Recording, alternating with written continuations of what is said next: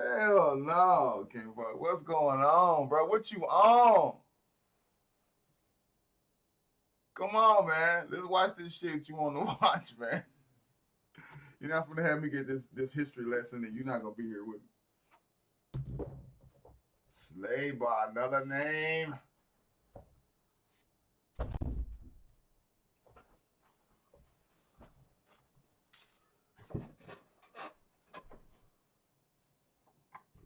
Damn, I'm already streaming, bro.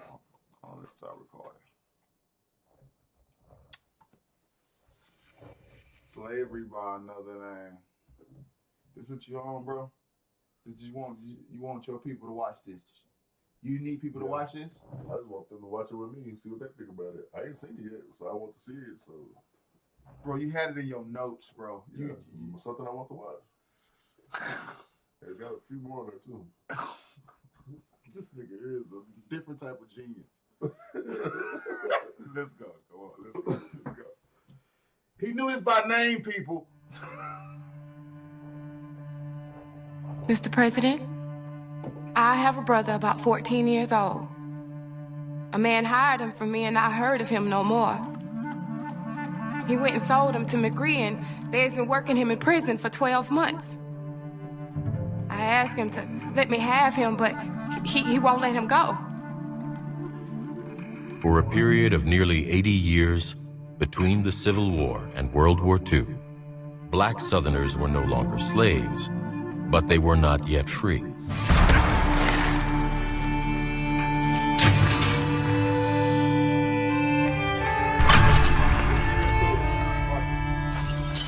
In one of the most shameful and little-known chapters of American history, generations of black Southerners were forced to labor against their will.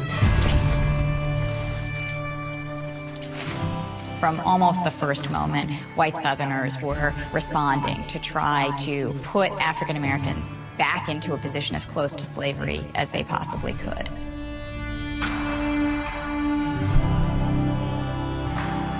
The Old South and what was quickly becoming the New South could not proceed without the work of Africa. Hold on, what area are they talking about? Is it the Pacific area they're talking about right now? I don't know. What year? Year type shit? I know what year, 1903. Okay. But I don't know what part of the South they're talking about. Scoop the bitch to some up there to where they get into it at. African Americans. But if you had something for free in the past, you don't necessarily want to pay for it now.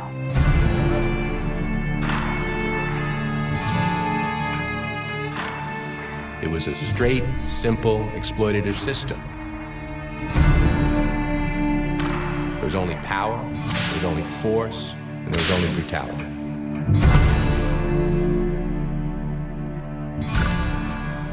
What happened in that period of time was so much more terrible than anything most Americans recognize or understand today. The depth of poverty, the inability of African Americans to access any of the mechanisms of wealth achievement and growth, they're all rooted in this terroristic kind of regime that existed in so many places. They're like every black family's photos back in the day. My family got. You got photos just like that, right? I forgot we got the same family. Their ability to have what we call the American dream. That is what has been stolen from black folks all through the South. And that legacy has to be understood so that people will be able to speak to it and give our ancestors voice.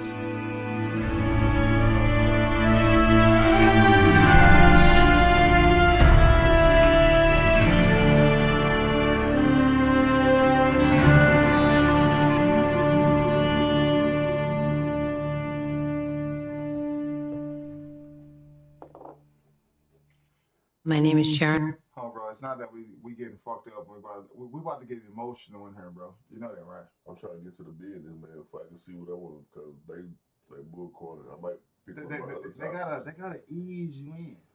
Malone, and my family is originally from Wilcox County, Alabama. It's an hour and 30 minutes, bro. My father was born in 1893. As a child, I never knew why Dad didn't share many of the stories growing up in the rural South.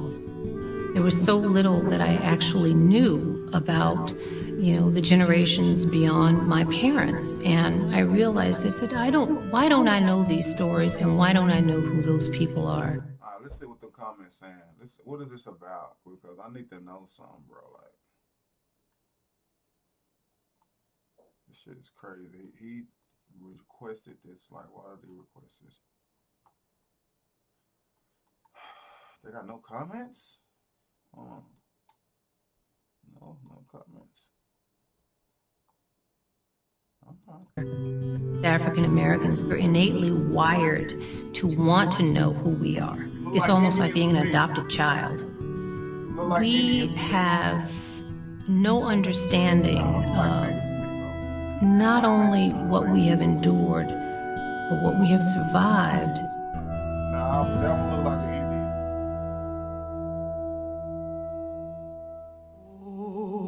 Oh, freedom.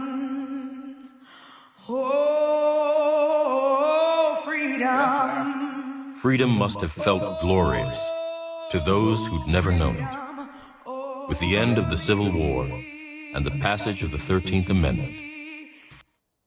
Listen, y'all, I don't know why kinfolk got me in here watching slavery shit, bro. Like, why? Who want to watch this shit, bro? This shit is depressing.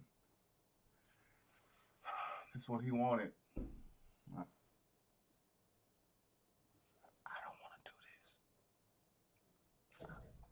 4 million former slaves could embark on new lives with no one in charge but...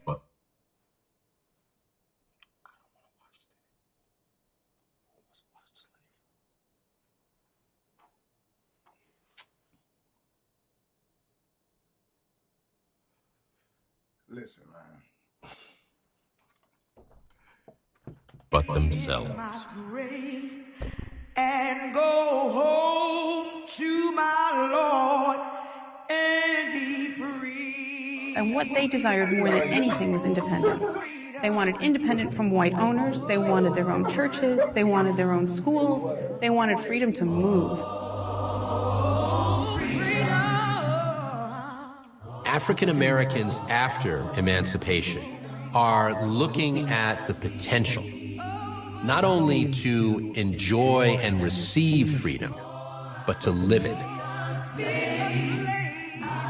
They're deeply committed to reaffirming marriage vows. They're deeply committed to reconstituting families.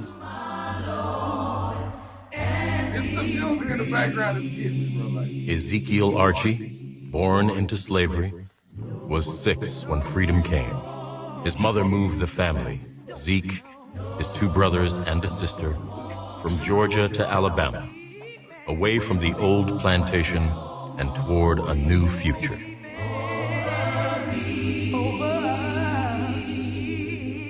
African Americans were willing to work very hard and exploit themselves in the same way that immigrants who have come to this country have exploited themselves and their families with long work days. They were willing to do that, but they wanted to own their own land. They wanted to control those hours. They wanted to be the ones to decide. John Davis was born a dozen years after the war. He grew up in freedom, working hard on an Alabama farm rented by his parents. There was a tremendous motivation and desire to integrate into American life. Green Cottingham, born in 1885, was also the son of an Alabama farmer. He came of age in a nation that was increasingly urban, industrial, and modern. This is a photo of George Cottingham, who's my great-grandfather. He was actually Green Cottingham's first cousin. How hopeful my Cottingham ancestors must have been about bright futures for their family. These were hardworking, honest people. But freedom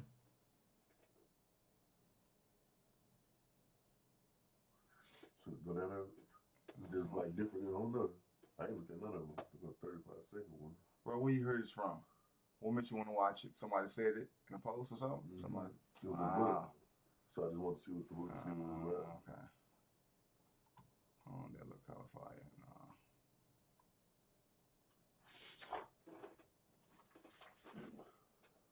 What else you got? What else you got?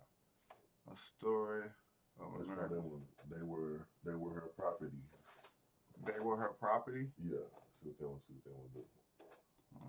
Let's see. They were her. There you go. Okay. Look at this nigga, man. What the? Tito, what are you on? Shit, I be trying to I just like seeing just different shit, huh? Okay, I feel you. I heard want to go with this one? Let me see what the Black Sister said. Fillmore Hancock is recalling that his grandmother, who was also a child, was given to a young white girl when she was only 1. So when we listen to formerly enslaved people, they say these things. They talked about this kind of lifelong process of socialization by which white girls came to understand themselves as markedly different than enslaved people, and the rituals that drove this point home for the enslaved and the free alike.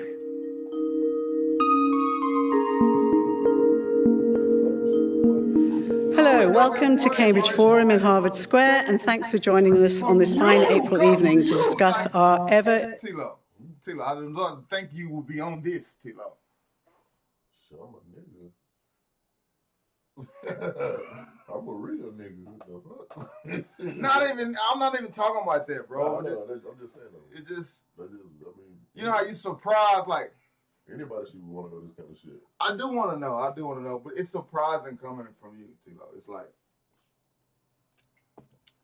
I don't know, man. Stop calling me, yo, shit. Evolving history, in particular as it alludes to the legacy of slavery. Thanks to the wonders of technology, which have revolutionized research methods, just think of the impact that DNA searches have had on our tracing our ancestry, plus the enormous contributions of women historians and scholars of different ethnicities and backgrounds. We are now able to paint a much fresher, more authentic picture and more radical picture of the past. Bro, you know you can't tell a person ethnic group from DNA, right? You can't tell a person the ethnic group from their DNA. How's that? When they can tell who you are from their DNA? You said they can't tell your ethnic. They can tell your ethnicity from your DNA. From DNA, no, they can't.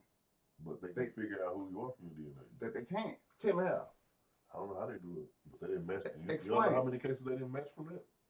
In what way? From DNA. But how though? Sometimes being like they come in them, and when they get bit, they get scratched up under their nails. No, I'm talking about like you can't tell where a person, what a person ethnic group is through DNA. You can't tell that. But let's ask AI. The reason why you can't is because like they can tell who you are through your DNA. Everybody's from Africa. Everybody's from Africa. I don't know. That's what they say, right? Man started from Africa. That means everybody from Africa, right? So everybody gonna always root back to Africa, right?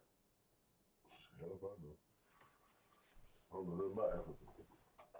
That's one thing I didn't learn about. So you think you're from here? I mean, that's where I was born. So that means that you're from here. Yes, I am. You are too. I am too. And all of my ancestors, all of my people too. But I don't think, I don't know, think about that. I don't know where the fuck we was first born at and started at, none of this shit. But everybody, they say the oldest bone is in Africa that they found, right? The oldest is an African woman, right? And they gave her a name and all that other shit, right? Mm-hmm. Okay, so that means everybody started from here. Because where's everybody else's marker at? Well then, I thought Adam and Eve started it. Adam and Eve is a story. That's a story. That's a story, man. Like, I mean, you can believe in that, but that's not nothing fact. The only thing we know fact is that the woman that they found. As for our time, that's all we know. It's that time. That time frame is. I don't know what name they gave her, but And that's why they say everybody comes from Africa, right? If everybody comes from Africa, then why is everybody else not breaking down saying where are they from? Yeah, I got a question for you. What? Okay. If Adam and Eve were the first two people on Earth, and they had, I don't believe that. And they had sex and had kids or whatever, would they make all those brothers and sisters? Fact. So with that, we would be all insect. But there's other people here too. They didn't say that though. They do say that. They just said they were the first two. Yeah, because what's I saying? When he got pushed out, they were the only people here on Earth. He said, "Don't see me out there; they will kill me." Who was he talking about? I thought they said there was only two people here on Earth until he seen it. Okay, but even if you say that, it's the Bible is a big contradiction. It contradicts itself a lot. Because if they was the first people, then why would it say then? Well, when Adam casted Cain out, he would say, "No, they will kill me if you send me out there." Who is he talking about? Who is them? Who's them people? There had to be some more people. Some more people here. So they weren't the first people here. They were just the first recorded. Bro, we getting off subject. Beyond the narrow, skewed white man's history. I'm Mary Stack, Director of Cambridge Forum, and tonight it is the turn of women to come under our scrutiny. In the book, They Were Her Property, we are going to examine the role that white women played as slave owners in the American South. According to tonight's guest speaker, Professor Stephanie Jones-Rogers, historian and author from UC Berkeley, it is now estimated that 40% of slave owners may have been white women. Most Americans know that George Washington owned enslaved people at his Mount Vernon home. Fewer know that his wife, Martha, dramatically increased the number of their slaves. When they wed in 1759, George owned 18 people, while Martha, one of the richest women in Virginia, owned 84. Contrary to the Gone with the Wind romanticism we have been sold in Hollywood, many of these women were fiercely active participants in the slave market and constituted a major economic force. They also fought to maintain the wealth and free labor that slavery provided them throughout the Civil War. Yet, as Jones-Rogers argues in her book, it was not only white women's ideological and sentimental connections to slavery that made them defend it. Scarlett O'Hara would have been protecting her financial assets, too. Tonight's moderator will be Tim Weiskell, African historian and social anthropologist, who is currently digitizing maps of the slave trade. But to tell us more about the hidden history of white women slave owners in the American South, we're very pleased to welcome someone who spent 10 years researching the topic, Professor Stephanie E. Jones-Rogers. So let's start with this handsome young fella. This is James Redpath. And in 1859, after touring the antebellum South, the journalist and New York Times, New York Tribune editor attempted to explain for his readers why white Southern women opposed emancipation. He believed that